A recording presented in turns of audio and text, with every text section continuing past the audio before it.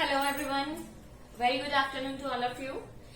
Hope so आप सब अच्छे होंगे, अपने अपने घरों में सेफ होंगे। तो जैसे कि आप सब जानते हैं कि मैंने अपने ब्रदर के साथ मिलकर एक नया चैनल स्टार्ट किया है डे आफ्टर जस्टरडे ही, जिसका नाम है SDN अकेडमी। और हमने अपने कहे के अनुसार उस दिन +1 की वीडियोस डाली थी फिजिक्स एंड मैथ्स की, और यस्टरडे हमने डाली है +2 की फिजिक्स मैथ्स। तो आज हम +1 का फिजिक्स एंड मैथ्स की वीडियोस अपलोड करेंगे। मैं फिजिक्स का लेक्चर लेती हूँ और मेरा ब्रदर सागर मैथ्स का लेक्चर लेते हैं। तो होप सो कि आपको हमारे लेक्चर्स पसंद आएंगे, आपसे ही हमें मोटिवेशन मिलेगी। तो आपसे एक रिक्वेस्ट है कि हमारे चैनल को सब्सक्राइब करें, शेयर करें, लाइक करें। कोई भी डाउट हो तो उसे बिना झिझक कमेंट सेक्शन में जरूर अपडेट करवा दें, ताकि हम आपके कमेंट का रिप्लाई दे सके। तो और आज है नवरात्रि भी है, तो उसके लिए आपको happy Navratri and also happy Baisakhi.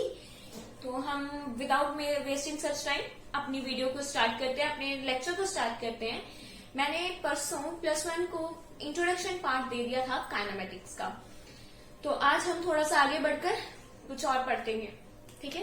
तो पहले स्टार्ट करने से पहले उसका रिव्यू देना जरूरी है, तो मैं जरूर रिव्यू दूंगी ताकि जो बच्चे इस वीडियो को देख रहे हैं उनको भी समझ आ सके आगे कैसे करना है, कंटिन्यू कैसे करना है। और मैं पुरानी वीडियो का डिस्क्रिप्शन में लिंक दे दूंगी, तो आप वहां पे जाके भी पहले पुरानी वीडियो देख सकते हैं, उसके बेसिक कंसेप्ट समझ सकते हैं, और फिर ये वाली वीडियो को आप अच्छे से समझ जाएंगे।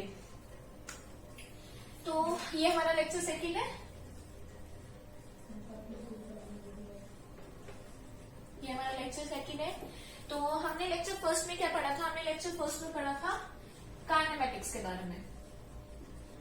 हमारे चैप्टर का नाम भी, यूनिट का नाम भी यही है, काइनेमेटिक्स। यूनिट सेकंड है ये, आई थिंक हमारी यूनिट का नाम भी यही है, काइनेमेटिक्स। और काइनेमेटिक्स का मतलब क्या होता है? काइनेमेटिक्स का मतलब होता है मोशन। ये एक ग्रीक वर्ड है जिसमें हम मोशन के बारे में, ग्रीक वर्ड में, ग्रीक मीनिंग में इसका मीन होता है मोशन, तो जिसमें हम मोशन के बारे में रीड करते हैं विदाउट उसके कोज को एक्शन में लेके। हम मतलब इसके कोज का इस मोशन के साथ कोई कंसर्न नहीं होता, उसे हम बोलते हैं काइनेमेटिक्स। नेक्स्ट हमने पढ़ा था स्टैटिक। स्टैटिक का मतलब होता है रेस्ट। जो पार्टिकल्स हैं, जो आपके ऑब्जेक्ट्स हैं, वो कहाँ पे होने चाहिए? रेस्ट पे होने चाहिए। कहाँ पे होने चाहिए? रेस्ट पे होने चाहिए। तो उन पार्टिकल्स की, उनकी मोशन को हम क्या बोलते हैं?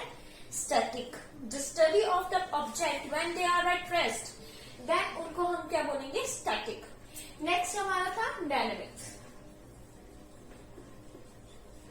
डायनेमिक्स में भी हम मोशन की ही स्टडी करते हैं, बट डायनेमिक्स में हम उसके कोज को पूरी तरह कंसर्न करके चलते हैं। हमें उसका पता होना चाहिए कि उसका कोज कहाँ से हुआ है, मोशन कैसे हुई है, क्या पहले वो रेस्ट पे थी क्या, या वो बाद में रेस्ट पे आई है, ये सब हमें इसमें पता होना चाहिए। फिर उसके बाद हमने पढ़ा था रेस्ट और मोशन के बारे में। इन सब के बारे में हमने पढ़ा था, रेस्ट और मोशन के बारे में। रेस्ट का मतलब तो आपको समझ है कि जब आपका ऑब्जेक्ट रेस्ट पे है उसे हम क्या बोलते हैं? जब आपका कुछ भी वर्क नहीं कर रहा है आपका ऑब्जेक्ट, उसे हम क्या बोलेंगे? रेस्ट। और जब आपका ऑब्जेक्ट मूव कर रहा है, एक प्लेस से दूसरी प्लेस की तरफ मूव कर रहा है with the passage of time, this point is very important, with the passage of time, very important। हम रेस्ट और मोशन का पता कैसे करते हैं? With the passage of time। आपका ऑब्जेक्ट रेस्ट पे है, 5 मिनट पहले वो कहीं पर रखा हुआ है, आपने अच्छे से रखा हुआ है, तो with the passage of time 5 minute बाद भी वही है। 5 मिनट बाद आपने देखा कि आपकी कोई चीज वहां पर पड़ी तो वहां पे ही है, तो इसका मतलब वो क्या है? रेस्ट पे है। तो मोशन का मतलब क्या है? मान लो आपकी गाड़ी 5 मिनट पहले किसी बिल्डिंग के पास थी, तो 5 मिनट बाद वो किसी दूसरी बिल्डिंग के पास पहुंच जाती है, तो वो क्या है? मोशन। पासेज ऑफ टाइम के साथ आपका ऑब्जेक्ट मूव कर रहा है या स्टेशनरी पोजीशन पे है, उन्हें हम क्या बोलेंगे, रेस्ट और मोशन। ये था जो हमने उस दिन इंट्रोडक्टरी पार्ट में करा था। आज हम समझेंगे पॉइंट ऑब्जेक्ट का मतलब, concept of point object. Point object का क्या मतलब है, हमें क्यों जरूरी है ये पॉइंट ऑब्जेक्ट।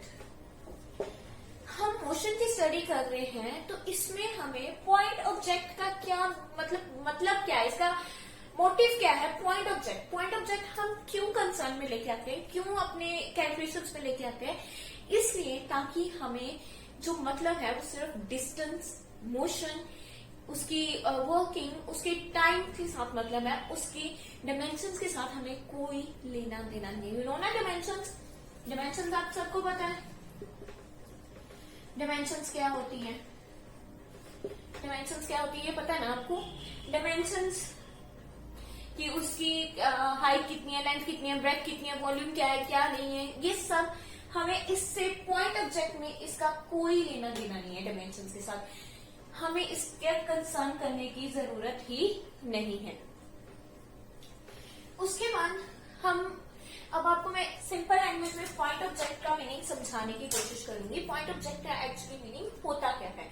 पॉइंट ऑब्जेक्ट का मीनिंग है कि मान लो ये कोई बस है, राइट, ए पॉइंट पे कोई बस है, आप इस बस से ट्रेवल कर रहे हैं बी पॉइंट तक, इसके बीच का डिस्टेंस, इन दोनों के बीच का डिस्टेंस, ए पॉइंट से बी पॉइंट तक बस के ट्रेवल करने का डिस्टेंस कितना है, ये निकालने के लिए हम बस के साइज को क्या लेते हैं, नेग्लिजिबल, डिमिनिश, पॉइंट, बहुत small as compared to its distance. अब आप समझे पॉइंट ऑब्जेक्ट का क्या मतलब है, नहीं समझे, नो प्रॉब्लम, मैं दोबारा समझाऊंगी। देखिए, मान लो ए पॉइंट है और आई रीड अ बिट, अच्छे से समझते हैं।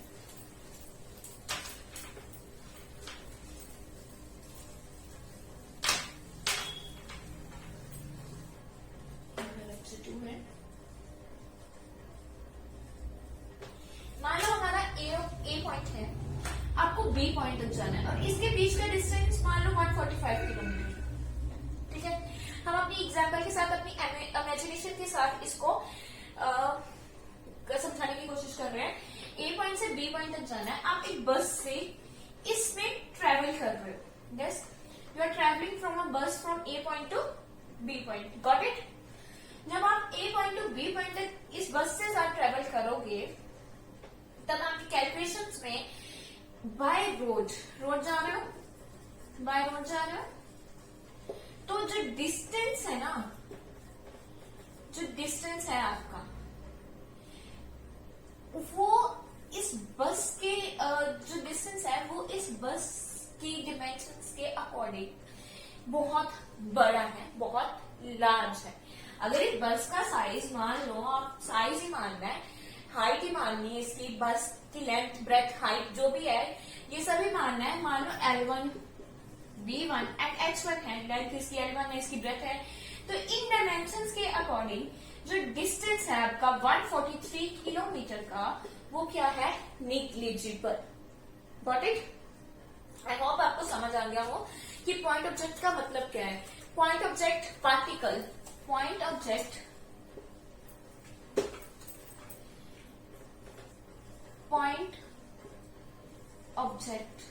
या फिर पार्टिकल, साइंस की लैंग्वेज में इन्हें वो माना जाता है जिनकी डिमेंशंस क्या होती है, निग्लिजिबल हो, जिनकी डिमेंशंस स्मॉल साइज हो।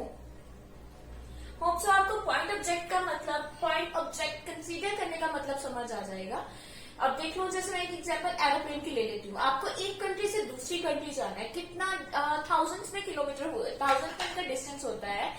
जब आप एक कंट्री से दूसरी कंट्री वहां पे ट्रेवल कर रहे होंगे तो ऑब्वियस है जो एरोप्लेन का साइज है उस डिस्टेंस के मुताबिक तो कुछ भी नहीं होगा।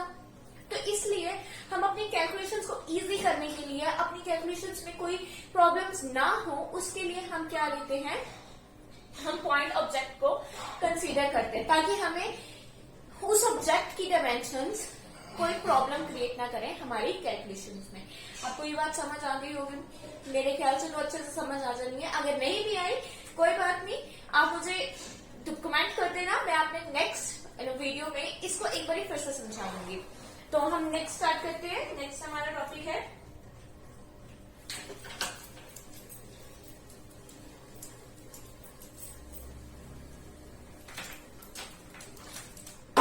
हमारा टॉपिक क्या है?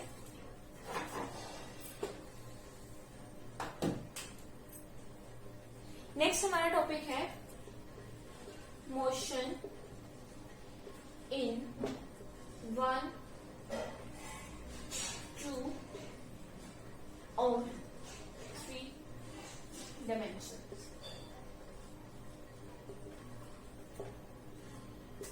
मोशन इन 1, 2 और 3 dimensions। अब इसका मतलब क्या है? मोशन इन 1, 2 और 3 dimensions का क्या मतलब है?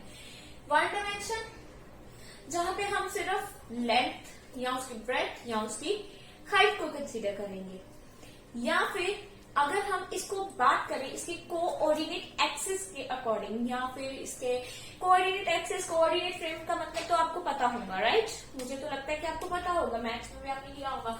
हमारे 3 परपेंडिकुलर एक्सिस होती हैं, 3 परपेंडिकुलर एक्सिस होती हैं, एक्स, वाई एंड जेड। ये तीनों एक दूसरे के परपेंडिकुलर होती हैं और ये उसका ओरिजिन होता है ओ एक्स, ओ। तो ओ एक्स यहाँ पे, ओ वाई यहाँ पे एंड ओ जेड क्या है? यहाँ की कोऑर्डिनेट एक्सिस। ये कौन सी एक्सिस है? कोऑर्डिनेट एक्सिस है, O X, O Y and O Z. ये वाली, ये O X, O Y and O Z, इसे हम क्या बोलेंगे? कोऑर्डिनेट एक्सिस बोलेंगे। उसके बाद ये जो पूरा फ्रेम सिस्टम है, अगर ये पूरा का पूरा फ्रेम सिस्टम देखा जाए, इस फ्रेम सिस्टम को हम क्या बोलते हैं? Coordinate frame. क्या बोलते हैं इसको? Coordinate frame. इस पूरे सिस्टम को हम कोऑर्डिनेट फ्रेम बोलते हैं। पूरा सिस्टम, इसमें हमारी 3 परपेंडिकुलर एक्सिस आ जाएंगी, हमारी कोऑर्डिनेट एक्सिस आ जाएंगी। अब हमारे जो पॉइंट होंगे, मान लो आपका कोई यहाँ पे पॉइंट है, P point, take the P point here. कौन सी एक्सिस है ये? O Y axis. O Y axis है ना, ओ वाई एक्सिस है। और ये इसको अगर हमने ओरिजिन को इग्नोर करके भी, ओरिजिन के कोऑर्डिनेट्स क्या होते हैं? ओरिजिन के कोऑर्डिनेट्स तो 0, 0, 0 ही होंगे ना। तो अगर हम यहाँ पे देखें तो ये कौन सी एक्सिस है? Y axis. अगर हमारा पॉइंट P वाई एक्सिस पे है, ठीक है, और अगर इसकी जो लेंथ है, ये जो इसकी हाइट बोल लो, यहाँ पे है, ठीक है, तो ये आपका ऑब्जेक्ट जेड के भी सामने आ गया, ना जेड के सामने। तो यहाँ पे कुछ मान लो इसकी जो ये तो आपका किधर, या मान लो यहाँ पे भी ये जा रहा है, इसका आप एक्स एक्सिस की तरफ भी लेके जा रहे हो कुछ P पॉइंट से। थोड़ा ये 3 डिमेंशन में बना रही हूं, तो एक्स, वाई और जेड ये क्या होंगे? इसके ये होंगे कोऑर्डिनेट पॉइंट। क्या होंगे ये? कोऑर्डिनेट पॉइंट होंगे। कोई भी पॉइंट, अगर ये P पॉइंट वाई एक्सिस पे, अगर मैंने इसकी लेंथ ब्रेथ हाइट देखनी है, इसके देखनी है कि ये कितना वाई एक्सिस की तरफ ट्रेवल किया है, कितना जेड एक्सिस की तरफ ट्रेवल किया है, कितना एक्स एक्सिस की तरफ ट्रेवल किया है। तो देखो एक्स एक्सिस की तरफ मैं कैसे देखूंगी, मैं आपको समझाती हूँ अच्छे से। एक्स एक्सिस की तरफ हम कैसे देखेंगे, आपको ये समझ आ गया ना? Coordinate axis, coordinate frame. और अब कोऑर्डिनेट पॉइंट को एक बार फिर से कंसीडर करते हैं।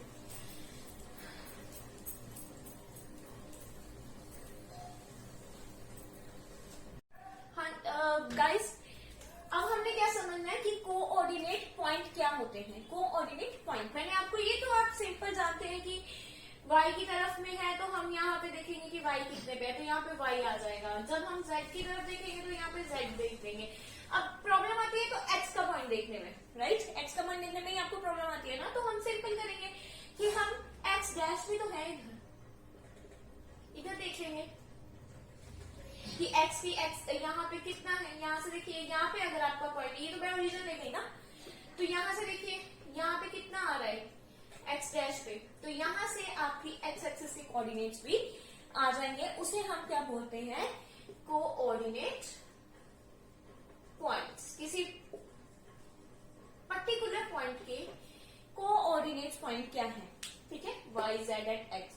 अगर यहाँ पे 4 है, यहाँ पे मान लो 5 है, और जो आपका ये x आया है ये मान लो 7 पे आया, तो इसके पॉइंट क्या हो जाएंगे, 4, 5 एंड 7। और अगर कोई हमें कोऑर्डिनेट पॉइंट दे दे और हमें बोले कि ड्रॉ इट, तो फिर हम आराम से कर सकते हैं, क्योंकि अगर हमें कोऑर्डिनेट्स पॉइंट पता होंगे, अगर हमें कोऑर्डिनेट्स पॉइंट पता होंगे तो हम आराम से ये पॉइंट को ड्रॉ कर सकते हैं। This P point can be drawn very easily when we know the coordinates point. Hope so आपको ये भी समझ आ गया होगा कोऑर्डिनेट्स पॉइंट क्या है। अब हम अपने जो हमारा टॉपिक है, मेन टॉपिक 1, 2 एंड 3 डायमेंशन, इस पे फोकस करते हैं।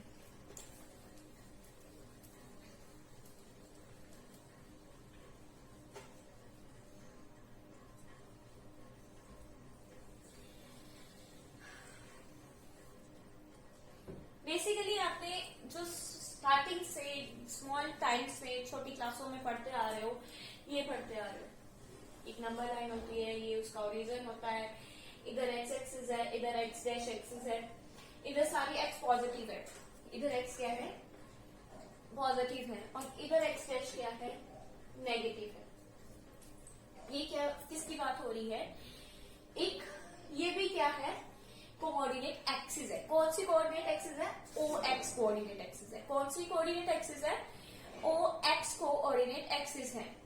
तो मान लो हमारे यहाँ पे कोई पॉइंट है P, ठीक है, P पॉइंट है एट टाइम T पे, एट टाइम T पे हमारा P पॉइंट यहाँ पे कुछ डिस्टेंस मान लो, टेक इट डिस्टेंस x1, ठीक है। When चलो थोड़ा टाइम पास हो गया, 5 मिनट हो गए, 10 मिनट हो गए, with the passage of time आपका P पॉइंट धीरे धीरे धीरे धीरे मूव कर करके यहाँ पे पहुंच जाता है Q पे, with the passage of time. कौन से टाइम पे, वो टाइम ले लेते हैं T डैश ले लेते हैं, ठीक है। अब और ये डिस्टेंस ओरिजिन से लेके Q पॉइंट तक क्या होगा, x2, क्या होगा, x2। अब आप मुझे बताइए, क्या यहाँ पे इसकी सिर्फ लेंथ चेंज हुई है, इसकी हाइट चेंज हुई, इसकी सिर्फ आने जाने का तरीका ही तो चेंज हुआ है ना, आने जाने का तरीका ही चेंज, मतलब यहाँ पे वो था P पॉइंट पे, यहाँ पे वो Q पॉइंट पे पहुंच गया, सिर्फ इसका डायमेंशन चेंज हुई है, सिर्फ 1 डायमेंशन चेंज हुई है। बाकी हाइट, ब्रेथ, उसका y एक्सिस, z एक्सिस से कुछ लेना देना नहीं है, क्योंकि वो उस पॉइंट पे तो मूव ही नहीं कर रहा। अगर हम यहाँ पे ड्रॉ भी कर देते हैं, सी अगर मैं यहाँ पे इसको ड्रॉ भी कर देती हूँ, मान लो ये z है, ये y है, तो फिर भी जो आपका ये z पॉइंट है या ये जो y पॉइंट है, इस पे कोई फर्क पड़ा इसको, बिल्कुल नहीं पड़ेगा। तो इस टाइप की मोशन को हम क्या बोलेंगे, 1 डायमेंशन मोशन। जब वहां पे सिर्फ एक एक्सिस, एक कोऑर्डिनेट एक्सिस पे आपका पार्टिकल, आपका ऑब्जेक्ट मूव करता है with the passage of time, उस डायमेंशन को हम क्या बोलते हैं, 1 डायमेंशन मोशन। समझे, चाहे वो OX हो, ये पॉइंट OX है, चाहे वो OY हो, यहाँ पे भी कर सकते हैं, चाहे वो OZ हो। इसकी एग्जाम्पल, सिंपल एग्जाम्पल है man moving on a road. अगर कोई मैन रोड पे मूव करेगा, मान लो यहाँ पे मैन ही खड़ा है, यहाँ पे मान लो मैन ही खड़ा है और वो रोड पे मूव कर रहा है, तो वो इधर को मूव करेगा। ये थोड़ी ना कि वो मूव करता करता ऊपर की तरफ चला जाएगा या फिर अपने नीचे की तरफ आ जाएगा, ऐसे थोड़ी ना करेगा, तो वो सिंपल मूव करेगा। इसकी एग्जाम्पल आपको समझ आ गई, 1 डायमेंशन मोशन समझ आ गया। नेक्स्ट हम कौन सी मोशन पढ़ेंगे, 2 डायमेंशन मोशन।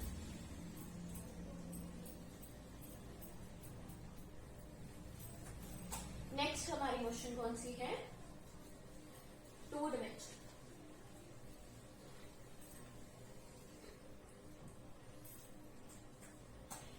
मोशन 2 डायमेंशन में ऑब्वियस है हमें कौन 2 एक्सिस चाहिए होंगी, कोई भी एक्सिस हो सकती है, OX, OY, OZ, OX, कोई भी एक्सिस, कोई भी 3 परपेंडिकुलर एक्सिस में से हम कोई भी एक्सिस को ले सकते हैं। अब देखिए ये है, ये मैंने ले लिया, ये ओरिजिन, ये X पॉइंट ले लिया और ये Y पॉइंट ले लिया। मान लो आपका पार्टिकल पार्टिकल कहीं पे यहाँ पे है, पी पे, ठीक है। ये पी पॉइंट ले लेते हैं, यहाँ पे आपका कोई ऑब्जेक्ट खड़ा है, हम ऑब्जेक्ट को तो पॉइंट साइज ही लेके आएंगे, आपने मैंने पहले पढ़ा दिया है, ठीक है। और फिर यहां से देखिए, ये मैं आपको मैथमेटिकली फॉर्म में समझाती हूँ। मान लो ये 1, ये 2, ये 3, ये 4 एंड ये 5, यहाँ पे भी 1, 2, 3, 4, 5 एंड सो ऑन, ठीक है। यहाँ पे देखिए एक्स एक्सिस से और वाई एक्सिस से, थोड़ा ही नीचे आएगा ना, 3.5 समथिंग आ रहा है।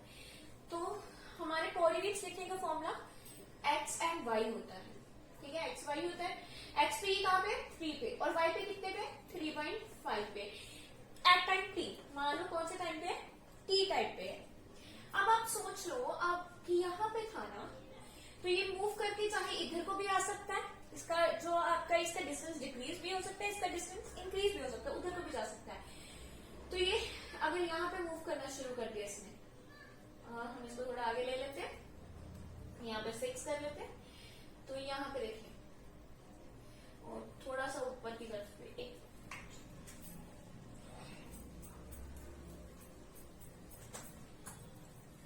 यहाँ पे कितने थे इसके 3 एंड 3.5। अब मान लो आपका ऑब्जेक्ट यहाँ पे पहुंच गया, तो यहाँ पे कितना हो गया इसका, एक्स एक्सिस पे ये 5.5 हो गया और वाई एक्सिस पे ये 4.5 हो गया। इसके दोनों डायमेंशंस क्या हुई हैं, चेंज हुई है। इसकी दोनों डायमेंशंस क्या हुई है, चेंज हुई है।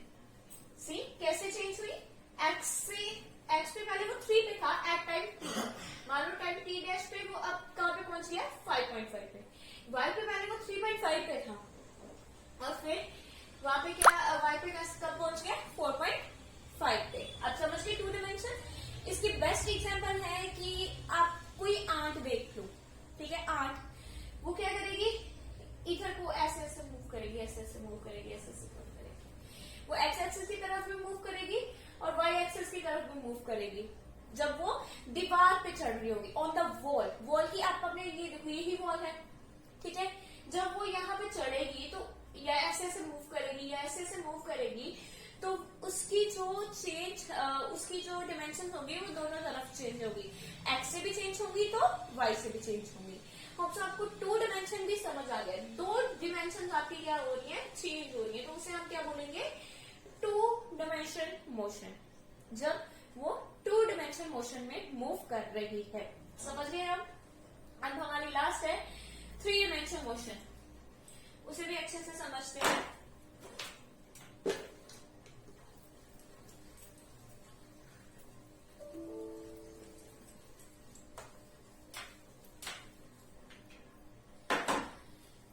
मोशन में क्या आएगा, देखिए अब हम 3 डायमेंशन की बात करेंगे, 3D भी बोलते हैं जिसको,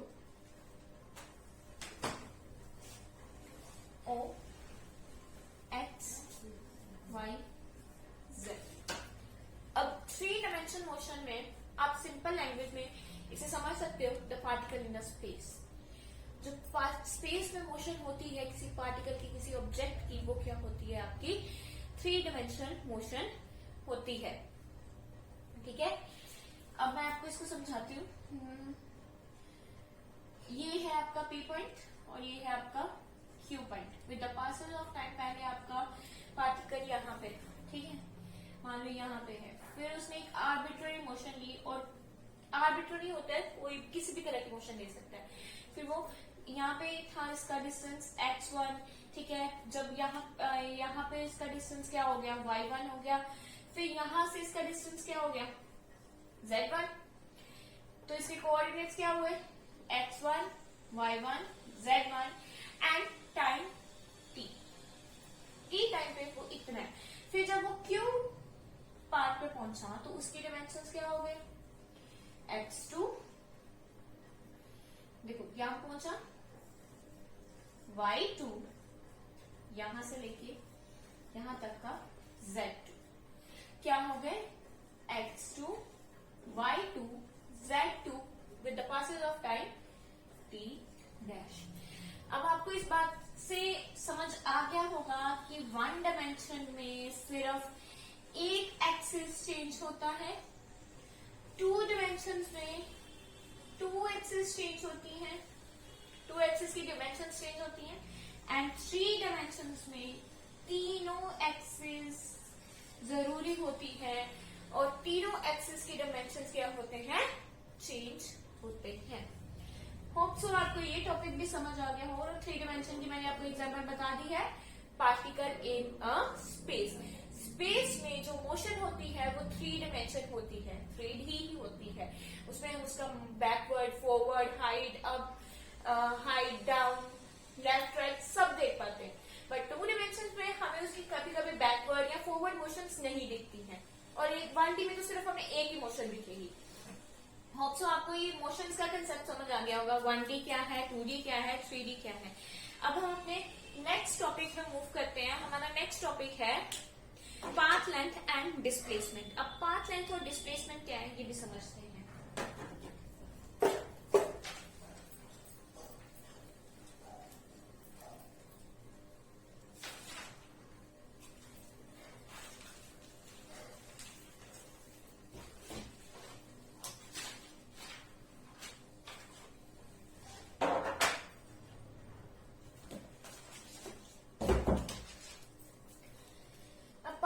डिस्प्लेसमेंट, आप सबने डिस्टेंस का नाम तो सुना ही होगा ना। डिस्टेंस क्या होता है? डिस्टेंस क्या होता है? दूरी, किसी ऑब्जेक्ट की दूरी, कि ए पॉइंट से बी पॉइंट तक कितनी दूरी है, कितना दूर बैठा हुआ है वो उससे, वही होता है ना हमारा डिस्टेंस। तो पाथ लेंथ भी कुछ ऐसी ही है। पाथ लेंथ भी सिंपल है, डिस्टेंस के साथ रिलेटेड है। मान लो ये है ओ पॉइंट और ये है ए पॉइंट, ठीक है। अब आपका यहाँ पे जो ऑब्जेक्ट है, यहाँ पे कोई ऑब्जेक्ट बना लो, मान लो गाड़ी, ठीक है। ये ऑब्जेक्ट मूव करा और ए पॉइंट पे पहुंच गया, ओ पॉइंट से ए पॉइंट पे पहुंच गया with distance x1 and with time t, ठीक है। तो हम कैसे लिखेंगे इसको? इसको लिखने का मेथड क्या है? हम इसको लिखेंगे OE, the distance between O and A is x1 when at time t, ठीक है ना। तो सिंपल लैंग्वेज में अगर हमने पाथ लेंथ को एक्सप्लेन करना है तो सिंपल लैंग्वेज में पाथ लेंथ क्या है? पाथ लेंथ है the distance covered by the object with the passage of time. Simple उसे हम क्या बोलेंगे? Path length. कितना उसने रास्ता कवर किया, उस रास्ते की लंबाई, उस रास्ते की दूरी कितनी है, उसे हम क्या बोलेंगे? Path length. जैसे यहाँ पे OA क्या है? पाथ लेंथ है। अब डिस्प्लेसमेंट को समझने के लिए हम इसको आगे और समझते हैं, ठीक है। अब O क्या है? x1 at time t1 at time t, sorry. अब मान लो ये गाड़ी अब वापिस आना चाहती है अपने घर पे, यहाँ पे इसका मान लो घर है, यहाँ पे ये वापिस आना चाहती है, तो कैसे आएगी? ऑब्वियसली जिस रास्ते से गई है, हो सकता है और भी रास्ता हो, बट हम तो वही प्रेफर करते हैं जो रास्ते से गए उसी रास्ते से वापस आए।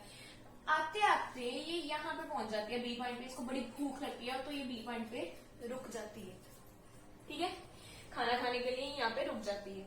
जब ये यहाँ पे रुकी तो इसने पॉइंट ए से बी तक का कितना डिस्टेंस कवर कर लिया? x2। कितना डिस्टेंस कवर कर लिया? x2। कौन से टाइम पे? मान लो टाइम t1 पे, यहाँ पे रुकी पड़ी है, ठीक है। तो हमारा ए बी क्या होगा? हमारी जो ए बी पाथ लेंथ है वो क्या होगी? बताइए, ए बी पाथ लेंथ क्या होगी? ये डिस्टेंस का पूरा डिस्टेंस है, तो उसमें से x1 प्लस x2, बिल्कुल x1 प्लस x2, ये डिस्टेंस उसने कवर किया है क्या? अब फिर से वापस आने वाली है ना, तो हम वो भी डिस्टेंस इसका काउंट करेंगे। तो x1 plus x2 eight time t1। अब ये खाना खुना खा लिया, इसने पानी पूरी पिया, अब इसने घर जाना है। जब ये घर पहुंची अपने यहाँ पे, तो ये बी पॉइंट से ओ पॉइंट तक आई है। अब तो कितने डिस्टेंस में है ये? x3। टाइम कितना? t2। तो हमारी बी ओ लेंथ या फिर ओ बी लेंथ क्या होगी? ओ बी लेंथ होगी। तो पहले का डिस्टेंस, जो ये रुका वहां तक का डिस्टेंस, प्लस जब ये अपने घर पे पहुंच गया, मतलब total distance x1 x2 plus x3 at time t2। ये तो हो गया उसके डिस्टेंस के बारे में, OA OB। तो हम अगर टोटल डिस्टेंस देखना हो तो हम इन तीनों के डिस्टेंस का सम देख लेंगे कि उसने कितना डिस्टेंस कवर किया। तो आई होप सो कि आपको आज का सारा लेक्चर समझ आएगा। तो मैं कंटिन्यू करूंगी यहीं से कल, वहां पे हम डिस्प्लेसमेंट, स्पीड, वेलोसिटी, उनके ग्राफ, एक्सेलरेशन सबके बारे में बात करेंगे नेक्स्ट डे। तो अगर आपको किसी भी टाइप का कोई भी डाउट है तो प्लीज प्लीज प्लीज हमें कमेंट सेक्शन में जरूर कमेंट करके बताइएगा, या फिर आप मेरी जीमेल zapitimahajan201@gmail.com पे मुझे जीमेल कर सकते हैं। मैं अपना जीमेल भी डिस्क्रिप्शन में दे दूंगी और प्रीवियस वीडियो का लिंक भी मैं डिस्क्रिप्शन में दे दूंगी। तो आप सबसे रिक्वेस्ट है कि हमें मोटिवेट करने के लिए इस वीडियो को ज्यादा से ज्यादा शेयर करें, ज्यादा से ज्यादा कमेंट करें, लाइक करें, सब्सक्राइब करना मत भूलें हमारे चैनल को। तो thank you so much and once again happy Vaisakhi and happy Navratri.